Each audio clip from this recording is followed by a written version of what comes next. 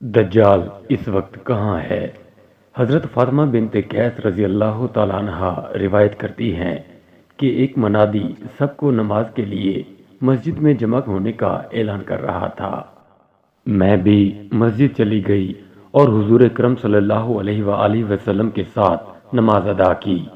میں مردوں کے پیچھے عورتوں کی صف میں تھی۔ جب حضور اکرم صلی اللہ علیہ وآلہ وسلم نے نماز ادا فرما لی تو آپ صلی اللہ علیہ وآلہ وسلم منبر پر تشریف لے گئے۔ اس وقت آپ صلی اللہ علیہ وآلہ وسلم کا رخ انور متبسم تھا۔ آپ صلی اللہ علیہ وآلہ وسلم نے فرمایا کہ ہر آدمی اپنی نماز کی جگہ پر موجود رہے۔ پھر آپ صلی اللہ علیہ وآلہ وسلم نے مجمع سے سوال کیا، کیا تم جانتے ہو میں نے تم لوگوں کو کس لیے جمع کیا ہے؟ صحابہ رضی اللہ تعالیٰ عنہم نے عرض کیا، اللہ اور اس کے رسول صلی اللہ علیہ وآلہ وسلم بہتر جانتے ہیں۔ آپ صلی اللہ علیہ وآلہ وسلم نے فرمایا، میں نے تم لوگوں کو اس لیے اکٹھا کیا ہے کہ نصرانی تمیم داری میرے پاس آئے تھے، انہوں نے بیعت کی اور مسلمان ہو گئے۔ انہوں نے مجھے ایک بات بتائی جو مسیحی دجال کے بارے میں ہے، جس کا ذکر میں تم سے کرتا رہا ہوں۔ انہوں نے بتایا کہ میں 30 مزید لوگوں کے ساتھ ایک بحری بیڑے میں سوار ہوا، لیکن سمندری طوفان کی وجہ سے ہم مہینے بھر سمندر میں بھٹکتے رہے۔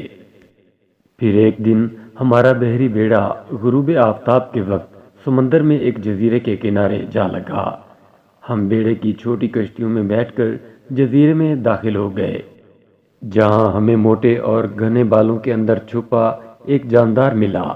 ہم نے اسے کہا کہ تو کون ہے اور کیا چیز ہے؟ اس نے کہا کہ میں جساسہ ہوں۔ ہم نے کہا کہ جساسہ کیا ہے؟ جساسہ یعنی بہت زیادہ جاسوسی کرنے والا۔ اس نے کہا کہ تم لوگ دیر یعنی راہبوں کی عمارت میں موجود اس شخص کی طرف چلو جو تمہاری خبروں کا سخت مشتاق ہے۔ جب اس نے ایک شخص کا نام لیا تو ہمیں خوف محسوس ہوا کہ یہ جساسہ کہیں کوئی شیطان تو نہیں۔ ہم تیزی سے چلتے ہوئے اس دیر میں داخل ہوئے تو وہاں ہم نے بہت زیادہ عجیب الخلقت انسان دیکھا۔ اس کے دونوں ہاتھ گردن کے ساتھ بندھے ہوئے تھے اور گھٹنوں سے لے کر ٹخنوں تک کا حصہ لوہے کی زنجیروں کے ساتھ جکڑا ہوا تھا۔ ہم نے کہا، تیرا برا ہو، تو کون ہے؟ اس نے کہا کہ پہلے تم بتاؤ کہ تم کون لوگ ہو اور یہاں کیسے آئے ہو؟ جواب دیا کہ ہم عرب لوگ ہیں، ہمارا بحری بیڑا سمندری طوفان کی زد میں آ گیا، ہم 1 مہینے تک بھٹکتے رہے، پھر ہم تمہارے جزیرے کے کنارے سے جا لگے۔ جزیرے کے اندر ہمیں موٹے اور گھنے بے تحاشا بالوں والا جاندار جساسہ ملا اور ہمیں تمہارے پاس لے آیا، حالانکہ ہمیں اس سے سخت ڈر محسوس ہو رہا تھا کہ کہیں وہ شیطان ہی نہ ہو۔ اس قیدی شخص نے ہم سے سوال کیا کہ کیا علاقہ بیسان کی کھجوروں کے درخت پھل دیتے ہیں؟ ہم نے کہا کہ ہاں دیتے ہیں۔ اس نے کہا کہ وہ وقت قریب ہے جب وہ پھل نہیں دیں گے۔ اس نے کہا کہ مجھے بحیرہ طبریہ کے بارے میں بتاؤ، کیا اس میں پانی ہے؟ جواب دیا کہ اس میں تو بہت پانی ہے۔ اس نے کہا کہ قریب ہے کہ اس کا پانی غائب ہو جائے گا۔ پھر اس نے کہا کہ مجھے شام کے علاقے زغر کے چشمے کے بارے میں بتاؤ کہ کیا چشمے میں پانی ہے اور کیا وہاں کے باشندے اس کے پانی سے کھیتی باڑی کرتے ہیں؟ ہم نے کہا کہ ہاں، اس میں بہت پانی ہے اور وہاں کے باشندے اس کے پانی سے کھیتی باڑی کرتے ہیں۔ اس نے کہا کہ مجھے امیوں یعنی اہل عرب کے نبی صلی اللہ علیہ وآلہ وسلم کے بارے میں بتاؤ۔ ہم نے کہا کہ وہ مکہ سے ہجرت کر کے مدینے میں سکونت پذیر ہو گئے ہیں۔ اس نے کہا کہ کیا اہل عرب نے ان کے ساتھ جنگیں لڑیں؟ ہم نے کہا کہ ہاں۔ اس نے کہا تو اس نبی صلی اللہ علیہ وآلہ وسلم نے ان کے ساتھ کیا کیا؟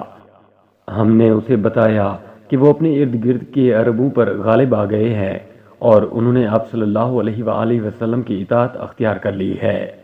اس نے کہا کہ یہ بات ان کے لیے بہتر ہے کہ وہ نبی صلی اللہ علیہ وآلہ وسلم کی اطاعت کریں، اور اب میں تمہیں اپنے بارے میں بتاتا ہوں، میں ہی مسیح دجال ہوں۔ وہ زمانہ قریب ہے جب مجھے نکلنے کی اجازت مل جائے گی۔ میں نکل کر زمین میں ہر جگہ جاؤں گا اور 40 راتوں کے اندر پوری دنیا گھوموں گا، کسی جگہ کو نہیں چھوڑوں گا سوائے مکہ اور مدینے کے، وہاں جانا میرے لیے حرام ہے۔ میں جب بھی ان دو بستیوں میں جانے کی کوشش کروں گا تو ایک فرشتہ اپنے ہاتھ میں سونتی ہوئی تلوار لیے میرے سامنے آ جائے گا، وہ مجھے اس میں جانے سے روک دے گا۔ ان دونوں شہروں کے تمام راستوں پر فرشتے پہرا دے رہے ہیں۔ فاطمہ بنت قیس رضی اللہ تعالیٰ عنہ کہتی ہیں کہ پھر رسول اللہ صلی اللہ علیہ وآلہ وسلم نے اپنے عصائے مبارک کو منبر پر مارا اور فرمایا، یہ طیبہ ہے، یہ طیبہ ہے، یہ طیبہ ہے۔ آپ صلی اللہ علیہ وآلہ وسلم کی مراد مدینہ منورہ سے تھی۔ پھر فرمایا، خبردار رہو، کیا میں تمہیں اس کی خبر پہلے نہیں دے چکا؟ لوگوں نے کہا، جی ہاں۔ آپ صلی اللہ علیہ وآلہ وسلم نے فرمایا، مجھے تمیم کی بات اچھی لگی، وہ اسی کے مطابق ہے جس کے بارے میں تم سب کو آگاہ کر چکا ہوں، اور جو کچھ میں نے تمہیں مکہ اور مدینے کے بارے میں بتایا تھا۔ یاد رکھو، وہ شام کے سمندر میں ہو سکتا ہے یا پھر یمن کے سمندر میں۔ پھر آپ صلی اللہ علیہ وآلہ وسلم نے فرمایا کہ نہیں، بلکہ وہ مشرق کی طرف ہے، جو بھی وہ ہے مشرق کی طرف ہی ہے۔ پھر آپ صلی اللہ علیہ وآلہ وسلم نے مشرق کی طرف اشارہ فرمایا۔ سیدہ فاطمہ بنت قیس رضی اللہ تعالیٰ عنہ فرماتی ہے کہ میں نے یہ حدیث رسول اللہ صلی اللہ علیہ وآلہ وسلم سے سن کر حفظ کر لی تھی۔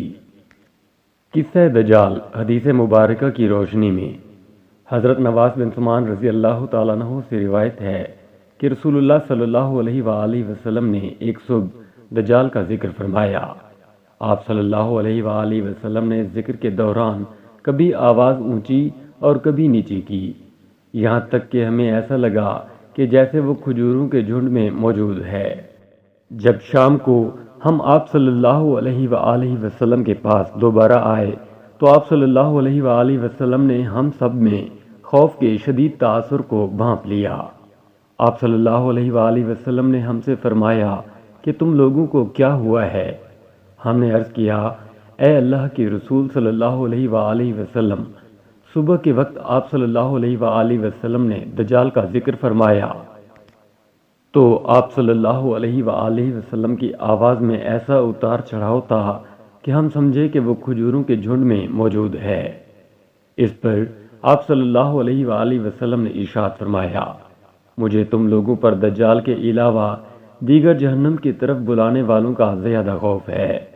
اگر وہ نکلتا ہے اور میں تمہارے درمیان موجود ہوں تو تمہاری طرف سے اس کے خلاف اس کی تکذیب کے لیے دلائل دینے والا میں ہوں گا۔ اگر میں نہ ہوا تو ہر شخص اپنی طرف سے حجت قائم کرنے والا خود ہوگا، اور حق تعالی میری غیر موجودگی میں ہر مسلمان کا ناصر اور مددگار ہے۔ وہ گچھے دار بالوں والا ایک جوان شخص ہے، اس کی ایک آنکھ بے نور ہے۔ میں ایک طرح سے اسے عبدالعزیٰ بن قطن سے تشبیہ دیتا ہوں۔ یہ زمانہ جاہلیت میں بنو خزاعہ قبیلے کا ایک بد شکل شخص تھا۔ تم میں سے جو اسے پائے اس کے سامنے سورہ کہف کی ابتدائی آیات پڑھے۔ وہ عراق اور شام کے درمیان ایک رستے سے نکل کر آئے گا، وہ دائیں طرف بھی تباہی مچانے والا ہوگا اور بائیں طرف بھی۔ اے اللہ کے بندو، تم ثابت قدم رہنا۔ ہم نے عرض کیا، اللہ کے رسول صلی اللہ علیہ وآلہ وسلم، زمین میں اس کے رہنے کی مدت کیا ہوگی؟ آپ صلی اللہ علیہ وآلہ وسلم نے فرمایا، 40 دن۔ ان میں سے ایک دن ایک سال کی طرح ہوگا، ایک دن ایک مہینے کی طرح ہوگا، اور ایک دن ایک ہفتے کی طرح۔ اس کے علاوہ باقی سارے دن تمہارے دنوں کی طرح ہوں گے۔ ہم نے عرض کیا، اللہ کے رسول صلی اللہ علیہ وآلہ وسلم، وہ دن جو ایک سال کی طرح ہوگا، کیا اس میں ہمارے لیے ایک دن کی نماز کافی ہوگی؟ فرمایا نہیں، بلکہ وقت کا اندازہ کر کے پورے سال کی نمازیں ادا کرنا ہوں گی۔ پھر ہم نے عرض کیا، یا رسول اللہ صلی اللہ علیہ وآلہ وسلم، وہ زمین میں کس قدر سرعت کے ساتھ سفر کرے گا؟ آپ صلی اللہ علیہ وآلہ وسلم نے فرمایا، اس بادل کی طرح جس کے پیچھے ہوا لگی ہو۔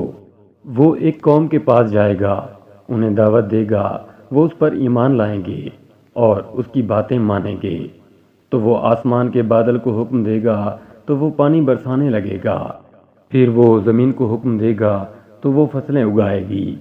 شام کے اوقات میں ان کے جانور چراگاہوں سے واپس آئیں گے تو ان کے کوہان سب سے زیادہ اونچی اور تھن دودھ سے بہت بھرے ہوئے اور ان کی کوکھیں پھیلی ہوئی ہوں گی۔ پھر دجال ایک اور قوم کے پاس جائے گا اور انہیں بھی دعوت دے گا، لیکن وہ اس کی بات کو ٹھکرا دیں گے۔ وہ انہیں چھوڑ کر چلا جائے گا تو وہ قحط کا شکار ہو جائیں گے۔ ان کے مال مویشی میں سے کوئی چیز ان کے ہاتھ میں نہیں ہوگی۔ وہ ویران زمین کے پاس سے گزرے گا تو اس سے کہے گا کہ اپنے خزانے باہر نکال دے۔ چنانچہ ویران زمین سے وہ خزانے نکال کر اس کے پیچھے اس طرح لگ جائیں گے جس طرح شہد کی مکھیاں اپنی سردار کے پیچھے ہو لیتی ہیں۔ پھر وہ ایک بھرپور جوان کو بلائے گا اور تلوار کے وار سے اس کے 2 ٹکڑے کر دے گا، اور دونوں ٹکڑے اس قدر فاصلے پر کر دیے جائیں گے جس قدر تیر مارنے والے اور نشانے کے درمیان فاصلہ ہوتا ہے۔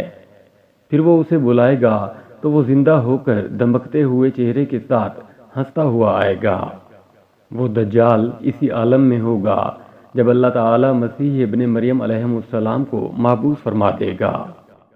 وہ دمشق کے مشرقی حصے میں ایک سفید مینار کے قریب 2 کیسری کپڑوں میں 2 فرشتوں کے کندھوں پر ہاتھ رکھے ہوئے اتریں گے۔ جب وہ اپنا سر جھکائیں گے تو قطرے گریں گے اور سر اٹھائیں گے تو اس سے چمکتے موتیوں کی طرح پانی کی بوندیں گریں گی۔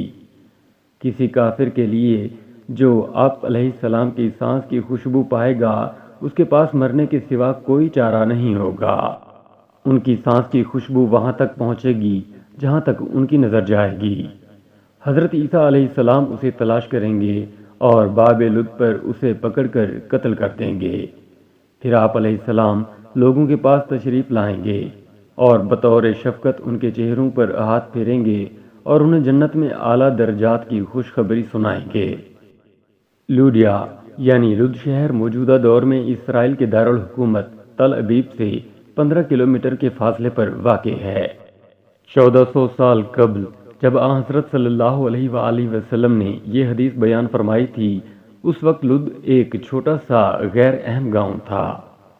اس وقت کسی کے وہم و گمان میں بھی یہ بات نہ تھی کہ یہ شہر بین الاقوامی شہرت اختیار کرے گا۔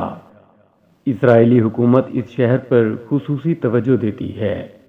یہاں ایک بین الاقوامی جدید ہوائی اڈا بھی ہے جس کا ایک ٹرمینل جدید ترین سہولتوں سے آراستہ کیا گیا ہے، اور 1990 میں قائم ہونے والے اس ٹرمینل کو ابھی تک نہیں کھولا گیا۔